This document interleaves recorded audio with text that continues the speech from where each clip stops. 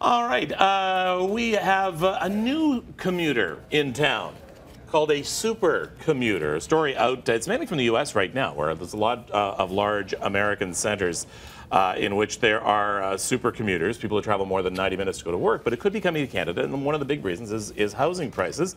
The CAA's Director of Government and Community Relations, Teresa de Felice, is here with me right now to discuss this. Teresa, tell me a little bit about how much further and further people are living from Toronto. Well, our studies indicate a lot further. On average, a 60-minute commute is now a 90-minute commute.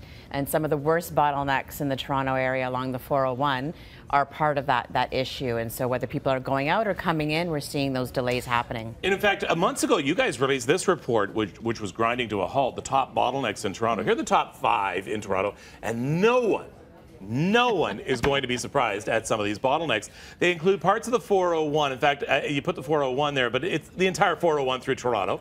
Parts of the 404 and the Don Valley Parkway, and then the 409, which I found a little surprising, but in that stretch between the 401 and Kipling, yeah, it's a mess there where they put 90-degree turns in on a 100-kilometer-an-hour highway. I don't understand that.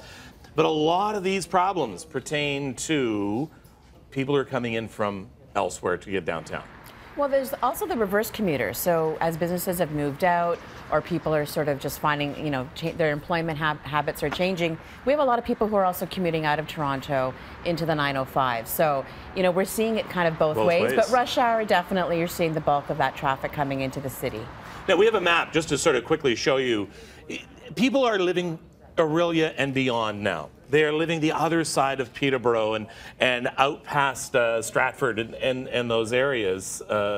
House prices are a big thing. Lifestyle is another big thing as well. But how much longer could someone mentally take, the 3 hours spent in either a vehicle or even, and it's even a smaller circle if you're talking about transit by Go Transit. Right. So, it's very subjective. People are making these personal choices. I think after a while, it comes down and starts to impact you. I mean, we're talking about over, millions and millions of hours of delay in a year, tons of fuel. So all these things start to add up in a person's daily commute and daily grind. So, this is where people are hoping the transit gets built so that they have more options, different decisions to be made. Absolutely. It's very personal. And this is where you come in. You're rallying the governments. I mean, you've got the Worst Roads campaign, which was just revealed last week. You had your grinding to a halt. You're advocating for the driver. So besides transit, what else does the government need to do, both federal and provincial, and in some cases, in a lot of cases, municipal, in order to maybe not allow us to become super commuters? Well, there's all kinds of things that are happening. I mean, there's dealing with some of the congestion itself, and there's a number of tools that governments could look at in terms of implementing and reducing some of those bottlenecks. Obviously, there are municipal, as you said, municipal policies, land use policies that can come into play. But, what we're focused on with respect to this particular report was what are some of the things we can do to reduce just those bottlenecks alone? I mean, the sheer volume is sort of creating this situation and encouraging different behaviors. So can people carpool?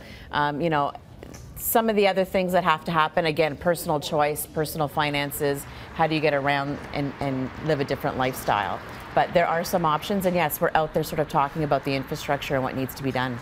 All right. Thank you very much, Teresa, for being with us this morning. Appreciate it.